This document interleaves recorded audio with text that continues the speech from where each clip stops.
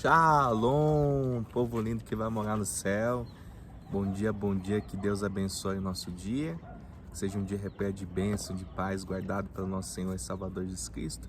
É por Ele, para Ele que são todas as coisas, pelo seu infinito amor, por essa graça não merecida que estamos aqui para trazer essa palavra rema, revelada ao seu coração em nome de Jesus.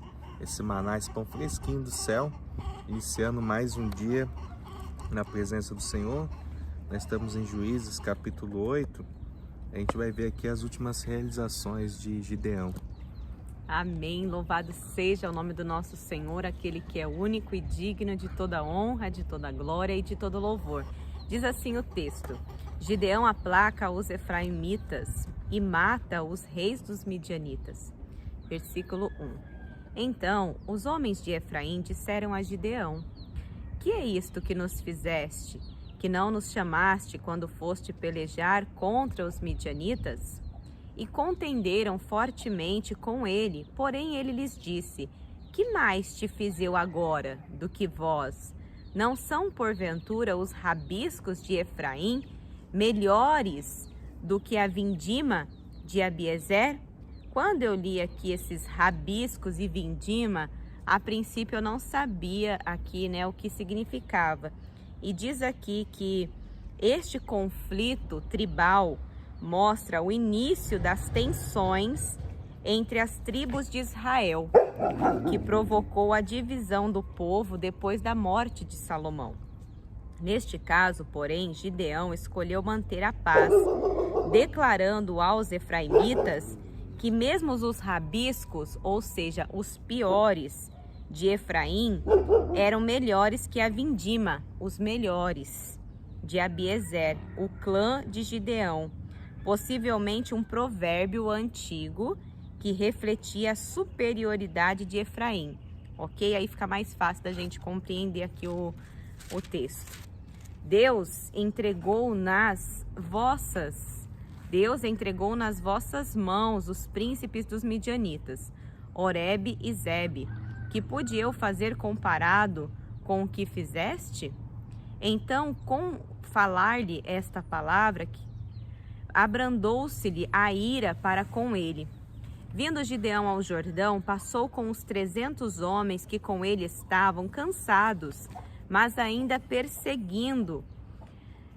E disse aos homens de Sucote: Dai, peço-vos, alguns pães para estes que me seguem, pois estão cansados, e eu, ao encalço de Zeba e Sulmuna, reis dos midianitas. Porém os príncipes de Sucote disseram: Porventura tens já sob teu poder o punho de Zeba e de Sulmuna, para que demos pão ao teu exército?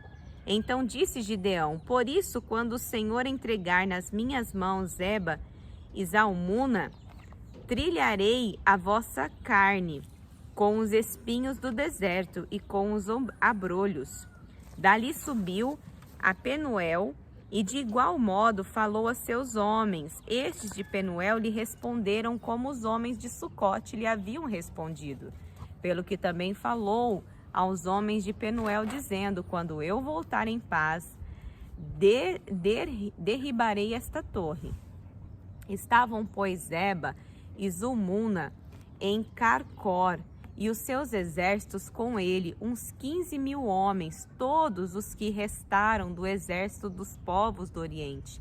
E os que caíram foram 120.000 homens que puxavam da espada. Subiu Gideão pelo caminho dos nômades ao oriente de Noba e Joquebeá, e feriu aquele exército que se achava descuidado. Fugiram Zeba e Zulmuna, porém ele os perseguiu e prendeu os 2 reis dos midianitas, Zeba e Zulmuna, e desbaratou todo o exército. Voltando, pois, Gideão, filho de Joás, da peleja pela subida de Heres, deteve a um moço de Sucote e lhe fez perguntas. O moço deu por escrito o nome dos príncipes e anciões de Sucote, 77 homens. Então veio Gideão aos homens de Sucote e disse: Vedes aqui Zeba e Zalmuna, a respeito dos quais motejastes de mim, dizendo: Porventura tens tu sob teu domínio o punho de Zebe-Zalmuna, para que demos pão aos teus homens cansados? E tomou os anciões da cidade e espinhos do deserto e abrolhos, e com eles deu severa lição aos homens de Sucote. Derribou a torre de Penuel e matou os homens da cidade. Depois disse Zeba e a Zalmuna: que homens eram os que matastes em Tabor? Responderam: como tu és, assim eram eles. Cada um se assemelhava a filho de rei. Então disse ele: eram meus irmãos, filhos de minha mãe. Tão certo como vive o Senhor, se tu os tivesseis deixado com vida, eu não vos mataria a vós outros. E disse a Jeter, seu primogênito: dispõe-te e mata-os. Porém o moço não arrancou da sua espada, porque temia, porquanto ainda era jovem. Então disseram Zebe e Zalmuna: levanta-te e arremete contra nós, porque qual homem tal a sua valentia? Dispõe-se, pois, Gideão, e matou a Zeba e Zalmuna, e tomou os ornamentos em forma de meia-lua, que estavam no pescoço de seus camelos. Gideão recusa governar, faz uma estola sacerdotal e morre. Então, versículo 22. Então os homens de Israel disseram a Gideão: domina sobre nós tanto tu como teu filho e o filho de teu filho, porque nos livraste do poder dos midianitas. Porém Gideão lhes disse: não dominarei sobre vós, nem tampouco meu filho dominará sobre vós, o Senhor dominará. Só abrir aqui, né, um parênteses aqui, porque ao recusar ser coroado rei, Gideão reconheceu que Deus era rei de Israel. Os israelitas pediram para Gideão reinar sobre eles por dois motivos. Em primeiro lugar, desejavam uma segurança duradoura, que não terminariam com a morte do juiz. Em segundo, talvez estivessem procurando imitar os reinos cananeus, acreditando que o livramento e poder viriam de um rei humano.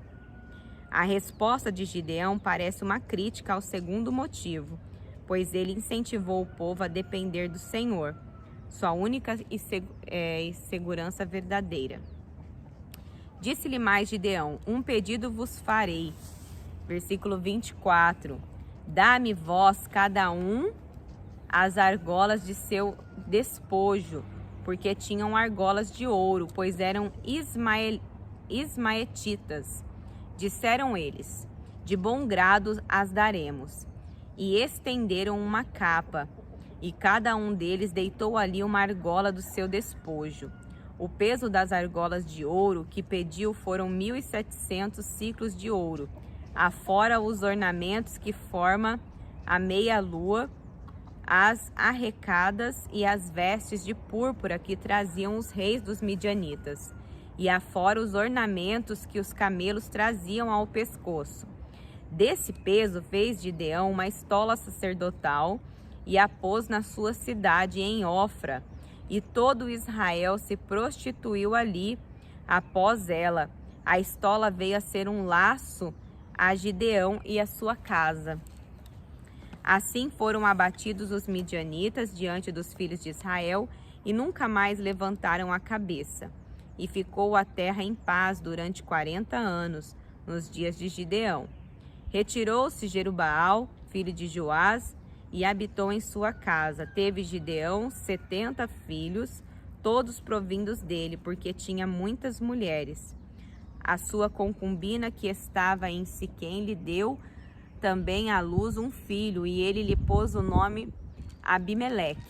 Faleceu Gideão, filho de Joás, em boa velhice, e foi sepultado no sepulcro de Joás, seu pai, em Ofra, dos Abierritas. Morto Gideão, tornaram a prostituir-se os filhos de Israel, após os Balaíns, e puseram Baal-Berite por Deus. Os filhos de Israel não se lembraram do Senhor, seu Deus, que os livrara do poder de todos os seus inimigos ao redor. Nem usaram de benevolência com a casa de Jerubaal, a saber, Gibeão, segundo todo o bem que fizera a Israel. É interessante ver aqui que essa estola sacerdotal é descrita como uma vestimenta colorida usada pelo sacerdote e empregada para discernir a vontade de Deus. No entanto, é associada à idolatria nos últimos capítulos de Juízes, onde é usada como um objeto de culto independente, como as palavras trágicas: a todo Israel se prostituiu ali após ela. Mostram que as intenções de Gideão e a reação dos israelitas foram extremamente influenciadas pela idolatria de seus vizinhos cananeus. Abimeleque e suas origens, né? A gente vai ver. Gideão teve várias esposas e concubinas, um sinal comum de riqueza ou nobreza no Antigo Oriente Próximo.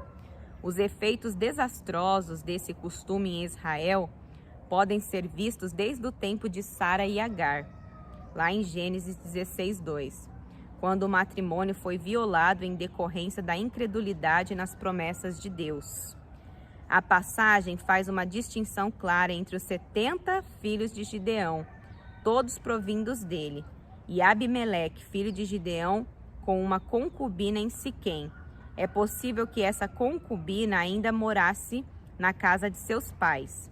Os filhos desses relacionamentos ilegítimos normalmente pertenciam à família da mulher, enfraquecendo ainda mais a reivindicação ilegal de Abimeleque à coroa que seu pai havia rejeitado. Amém? Vamos orar? Amém. Senhor, meu Deus e amado Pai, te damos graças, ó Deus, pelo dom da vida, pelo privilégio de estarmos na Tua presença, Pai. Agradecemos, Senhor, por esse ensinamento que o Senhor proveu nesse dia, que assim continue, Senhor, perpetuamente no dia de amanhã e pós outro, Pai, aprendendo mais, Senhor, da Tua palavra.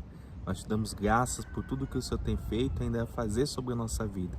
Abençoa, Senhor, a nossa semana, a nossa casa, a nossa família, e que a gente possa, Senhor, estar, Senhor, no lugar mais alto que podemos estar, que é aos Teus pés, Senhor, pés da cruz, Senhor, te louvando e te exaltando o Teu santo nome, porque somente o Senhor é digno de toda adoração, de toda veneração, em nome de Jesus. Amém. E graças a Deus. Lâmpada para os meus pés é a palavra do Senhor, e luz para o nosso caminho. Que Deus abençoe seu dia. Shalom.